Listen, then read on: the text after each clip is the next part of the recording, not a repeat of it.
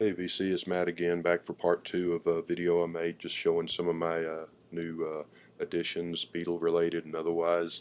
Um, this is, I showed in the first video, talked about Numero Records, which I talk about quite a bit.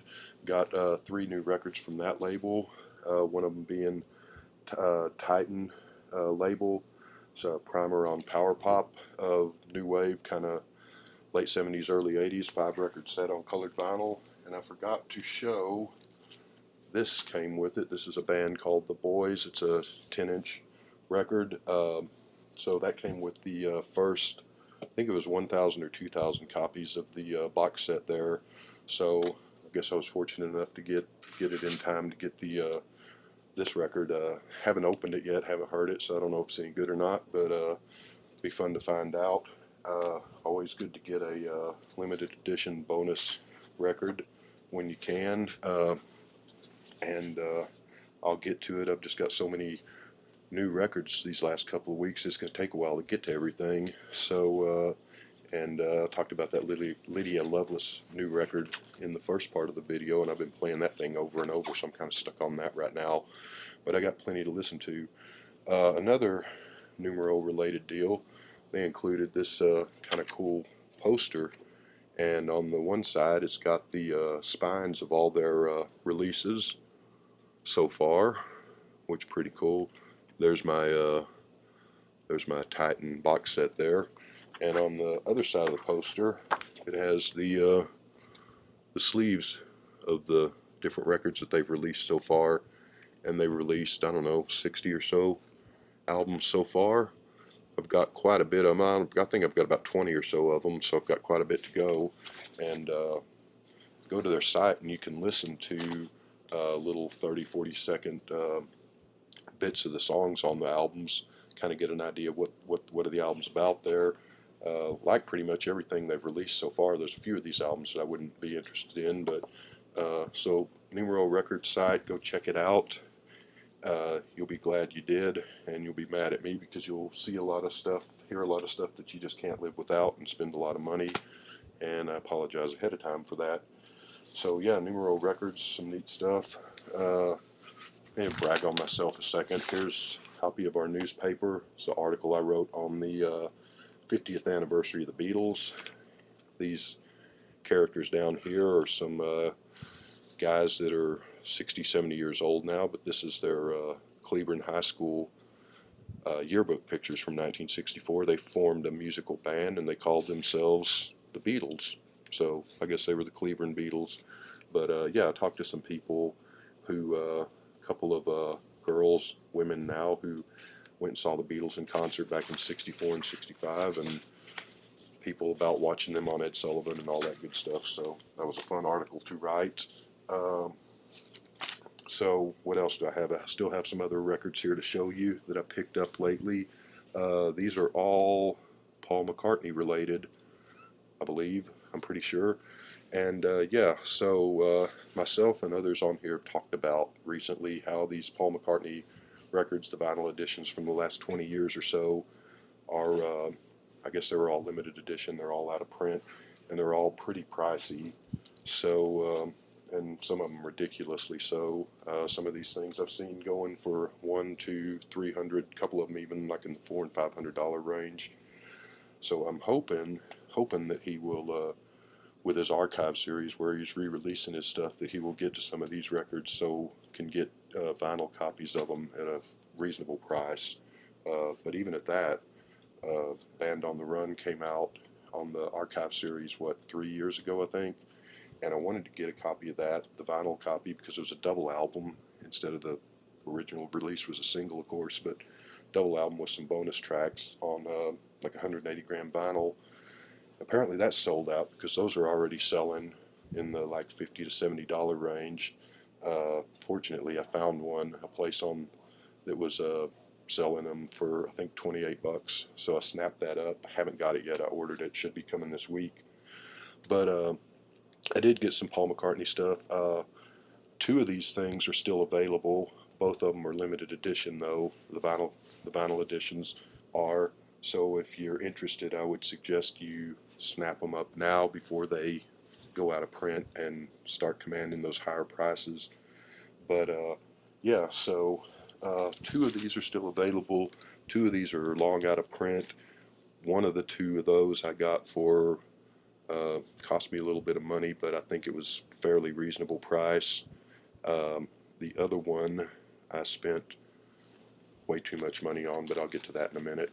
So the two that are still around, first one I got, Kisses on the Bottom, Paul's album before New, which this one came out I think in 2011. I don't know if New is limited edition or not. I kind of wonder about that because I got the vinyl edition of that, but I know with vinyl being kind of all the rage now and not and all that, maybe it's not limited edition, but I'm glad I got it on vinyl anyway. But yeah, Kisses on the Bottom, I got that. Got a nice gatefold here. Eric Clapton plays on some of the songs on here, and I think Diana Krall plays on most, if not all of them. The inner sleeves have one of the sleeves has a interview with Paul talking about making the album. The other sleeve has a list of the songs and just sort of who wrote the song and who originally did them. And this is Paul's take on the standards, songs from the, I guess, the 30s, 40s, and 50s, the pre-rock and roll stuff that he remembers his parents listening to when he was a little kid. Pretty much like what Ringo Starr did back in 1970 with Sentimental Journey. Heavy, thick cardboard stock on the sleeve, which I always enjoy because so many of the records nowadays, the sleeve is just almost as flimsy as the paper inner sleeve. So I like having good durable, especially with what they charge for vinyl now, for new vinyl. But yeah, I downloaded this. It came with a download card onto my iTunes, and I only listened to it once. I haven't actually played the record yet.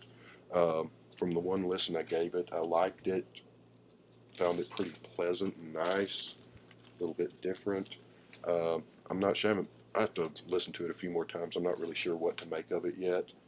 Just from that one listen, I think I prefer Ringo's take on this style of music over Paul's. But Rock Boy reviewed this not long ago. He really likes this album, so I'm not done with it yet. I'm going to give it a few more spins to figure out what I think about it. Like I said, I just got so much music here these last couple of weeks that it's going to take a while to get to all of this, and I just keep playing that Lydia Loveless album over and over, so kind of really caught up in that one right now. This other one, and this is funny because there's another music website that I go to that I've been going to for several years, and someone asked on there, the question was something along the lines of name a band that you really like, but for whatever reason there's some aspect of their career that you just never paid attention to or never got into or never cared to look into. Sort of like really like the Rolling Stones, but I never bothered with any of their solo albums. I don't care about Mick Taylor or Ron Wood solo albums. I never bought, I think Keith had a couple of solo albums. The Mick Jagger things, I remember hearing some of those songs that got radio play back in the 80s. Didn't think they were any good, so I just never bothered. I think Charlie's got a jazz album or two, but for whatever reason, I just never bothered with them. Same with the Who. I've got Pete Townsend made a couple of really great solo albums. He made some that aren't so great, but as far as like John Entwistle and Roger Daltrey, I just always figured they wouldn't be any good, so I never bothered buying them or listening to them. I did buy Keith Moon's solo album, which is awful, but I'm a big Keith Moon fan, so I just bought it to have it. Kind of along those same lines is that Paul McCartney has done what 4 or 5 classical music albums: Standing Stone, Liverpool Oratorio, and some others. And I saw those around, and I never bothered with them. So I did hear somebody had a CD of one of those. I think it was Standing Stone. And I heard a little bit of it when it was nice and pretty music, but I just didn't really. Yeah, classical music I like, I guess. I do sometimes when I'm driving home late at night. I'll turn the car radio station to the classical station and listen to it, and it's nice. Some of it's pretty boring. Some of it's kind of nice and good. I'm not an expert on it by any means. Not well enough to talk about it. yeah, I like the movie Amadeus, so I guess I like it a little bit, but yeah, I think I've got maybe 2 or 3 classical music records in my collection, which I never listened to. So there's that. But yeah, and I actually did when I didn't know till recently that these McCartney albums and some of the other Ringo and Lennon albums were long out of print from the 90s and the 2000s and all, and were selling for a lot of money. Um, so when I found that out, I went and kind of looked around and tried to figure out which ones were ever out on vinyl, because some of them were just released on CD only. And I saw that those McCartney classical albums, well, I think not all of them, but some of them were released on vinyl. Those are long out of print, and those are selling for like $100 or something now.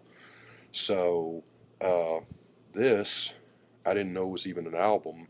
I heard I used to listen to. They took it off of used to be on Little Steven's Underground Garage Station on XM radio. Was Breakfast with the Beatles every Sunday morning. With your host Chris Carter, America's longest running Beatles show, and Jackie DeShannon, whose record I showed in the first video today. She does Beatle news every week on it. They got in a contract dispute or something and took it off a Little Steven's station, and it's on some station, some regular radio station in California now, which you can listen to on the internet. But anyway, Jackie DeShannon does the news on that every week, and 2 or 3 years ago, she said that Paul McCartney was writing music for a ballet, which I thought was kind of silly, but anyway.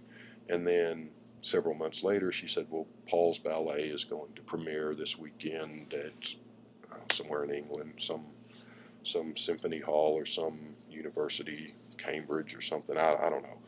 And so I thought it was just something he wrote for like a one-off performance type deal. But so I didn't even know this existed. But I was looking around when I was trying to figure out which the solo Beatle albums came out on vinyl and which didn't, and I ran across this thing. And this is Ocean's Kingdom. That's just, I got this in the mail. I didn't take that off yet. Yeah, Paul McCartney's Ocean's Kingdom, which came out, I believe, last year in well, no, this came out in 2011, so a couple of years, 2 or 3 years ago. Double album, and so it's a limited edition, so I went ahead and picked up a copy of it, figuring, since those other albums of his are out of print and going for crazy money, I might as well go ahead and pick up a copy.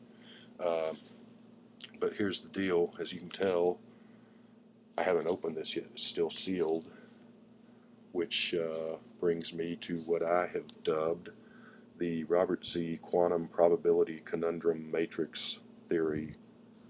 And what the hell am I talking about? All right.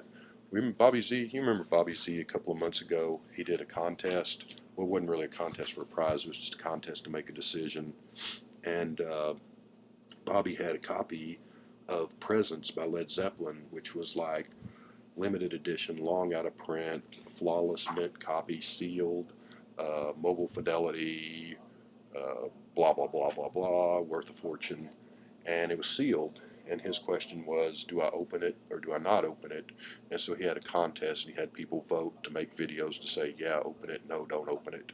And then at the end of the contest, he counted up how many people said open it, how many people said don't open it, and whoever had the most is what he did. I think he ended up not opening it.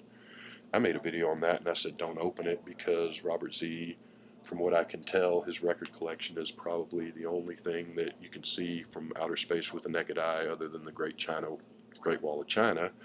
So I'm figuring he's probably got 30 or 40 copies of Presence otherwise. So if he wants to listen to the album, I'm sure he's got plenty of copies that he can just grab and listen to. So you might as well just leave it sealed. So that's where I am on this. I haven't opened it, and I'm kind of torn. I don't know what I'm going to do. Because on one hand, I'm kind of curious.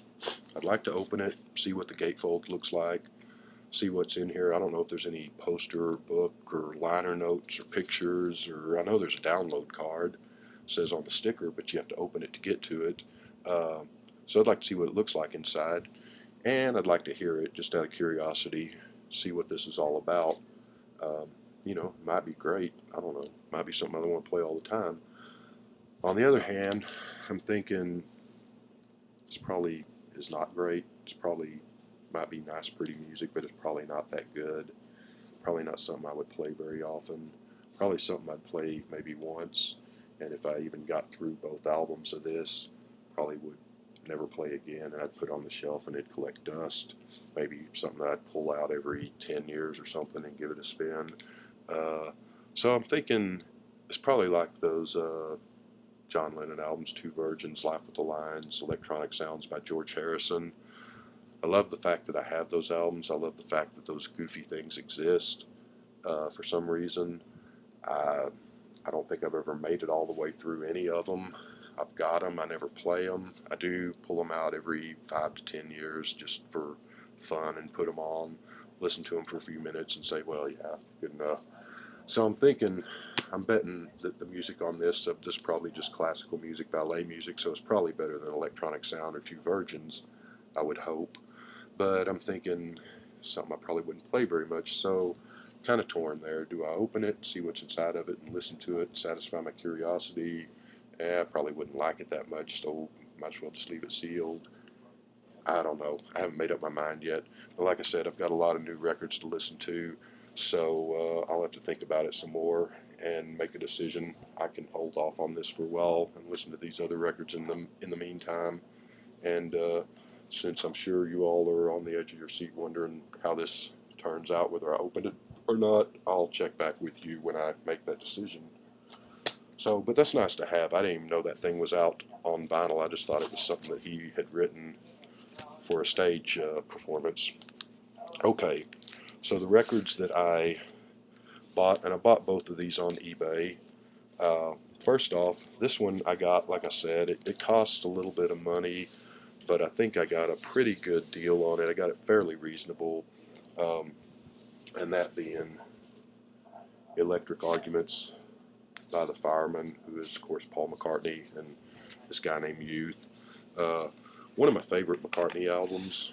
If I was, I ought to do that, a top 10 favorite solo McCartney albums, because that would be in there. And New would be in there too, I think. Actually, I'm really enjoying that. So you got a book here that comes with it, which I've got the CD. This book's in the CD. You have a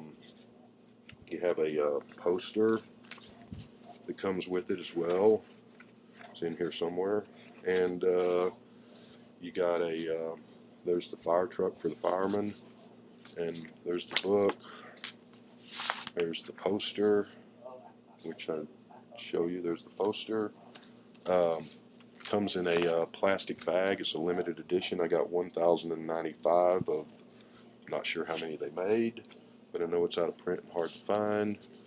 There's another poster, which I haven't even opened this yet. Like I said, I have the CD. I really like this. I haven't played the vinyl version yet. I will listen to it just to see how it differs from the CD, and but I don't know that I'll play it that much. Oh, that's not a poster. Those are the record sleeves. Okay, I thought those were posters. The guy just took. Well, that was pretty nice of him. The guy took the records out, put them in these sleeves. Heavy vinyl, probably 180 gram, maybe 200 gram. I'm not sure how you tell unless it says on the bag. But yeah, I'm glad to have that. That's one of my favorite McCartney albums. The other thing, and I got this on eBay too, and this was pretty dumb of me in some ways, but no, I didn't buy a cardboard box. I'll show you what I'm talking about in a minute. Saw this on eBay. It was on there for one of those like 7 or 8 day auctions, and I made a bid on it, and which wasn't ridiculously overpriced at that point. And the bid sat there for 4 or 5 days, and then when it got down to where was about a day left in the auction, someone outbid me, and I stupidly went and outbid he or she, and kind of mean-spirited on my part, I guess, but they outbid me again, and I thought, well, you know, and it got to the point where I was like, okay, it's getting too high. I'm just going to drop out of this. But I thought, well, if they want it, they can have it, but probably shouldn't have done this, but I'm going to, just for fun, I'm going to make them pay for it. So I bid again, And they bid again, and I bid again, and they bid again. And then it got down to where it was pretty high up there. I mean, I'm not going to say how high it was, but got down to being like 4 or 5 minutes left in the auction, and I bid again, and I was thinking, okay, come on, bid again, bid again, bid again to the other person, and they never did. So I thought, hell. So I will say in my defense that I've seen this sell for more than I ended up paying for it, and so I figure it's going to hold its value, and if I ever needed to or wanted to, I could turn around and sell the thing for at least as much as I paid for it, if not more. But yeah, so I paid a little bit. Happy to have it, I guess.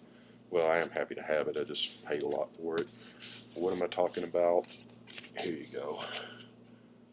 It's the vinyl edition, Run Devil Run, the album of old rock and roll songs that Paul made, the first album he made after Linda's death.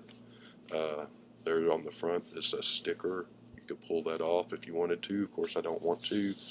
Flawless condition. This was open when I got it. Whoever had it, so it wasn't sealed. Whoever had it had opened it, but it's in perfect condition. You got the sleeve, which kind of explains the songs, what the songs are, who wrote them, and some stuff where Paul wrote about how he came to record these songs. I guess it's kind of like when Lennon did a rock and roll album back in 74, 75. It's on the Parlophone label, and really good condition of the vinyl. Like I said, everything on here is near mint. There's the upside down Parlophone label. Haven't played it yet. Going to. I really think I need to get this on CD or MP3 for my listening. When I want to listen to it, pleasure. But I will play this just to hear it once or twice on the record. I've heard a couple of those songs when the album came out back in '99 and remember enjoying them, but I haven't heard all of it, so I'm looking forward to that. And yeah, so it's one of the rarest ones of his. There was also a box set of 45s of this that was a limited edition thing, and I don't have that. I've got the album. I don't know which is rarer, is the little box set or the album. I think the album is, but I know this is up there with Off the Ground and Paul is Live, and Chaos and Creation is one of his rarer releases on vinyl. Hard to find, or not so hard to find, but expensive when you do. And so yeah, just glad to have it. Damn expensive, but there you go. So all right, that's what I got recently, and I hope everybody has a good weekend in the BC, and we will talk to you later. See ya.